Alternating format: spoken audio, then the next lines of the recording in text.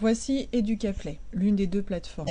Dans un premier temps, l'identification se réalise ici, dans le coin en haut à droite. Pour la première fois, il faut s'inscrire, et puis ensuite on accède et on est identifié de la même manière que sur d'autres sites web 2.0.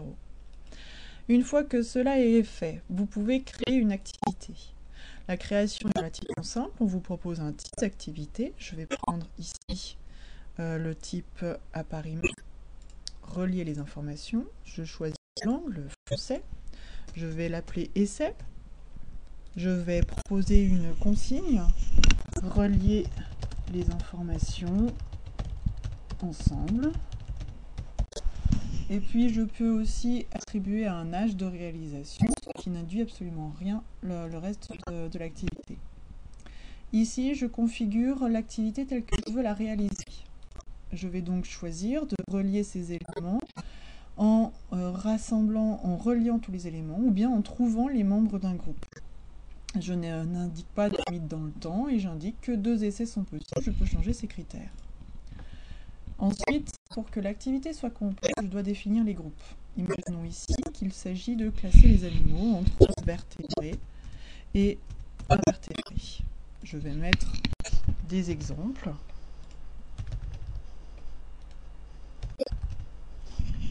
Qu'il faudra relier, mettre dans ce groupe. Je crée ensuite un second groupe dans lequel je vais mettre 2 autres éléments et j'envoie. L'activité est maintenant créée, je n'ai plus de message au début.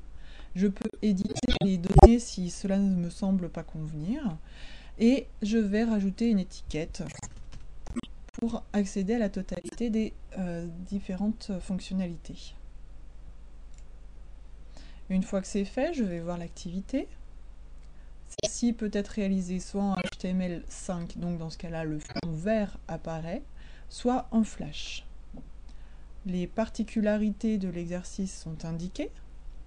On me demande de relier ces éléments. Ici, il s'agit donc de réunir les points communs. Il aurait fallu que la consigne soit plus précise.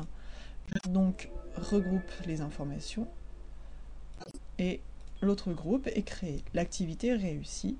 L'activité est donc achevée. Je vois ici le nombre de points, le nombre d'essais et le temps qui a été nécessaire pour réaliser.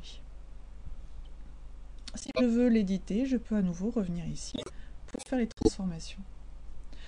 Dans la partie droite, on voit des différentes informations, c'est-à-dire l'URL à laquelle se trouve l'exercice, c'est une URL fixe. De même, je peux l'insérer avec le code qui est indiqué ici, donc je peux l'insérer sur un site ou sur un blog.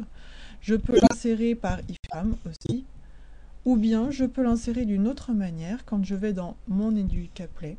Une fois que j'ai attribué des étiquettes, on me propose d'éditer, d'éliminer ou bien de télécharger. Ce qui me permet donc, avec la compatibilité avec SCORM par exemple, d'obtenir un fichier zippé que je vais enregistrer sur mon disque dur.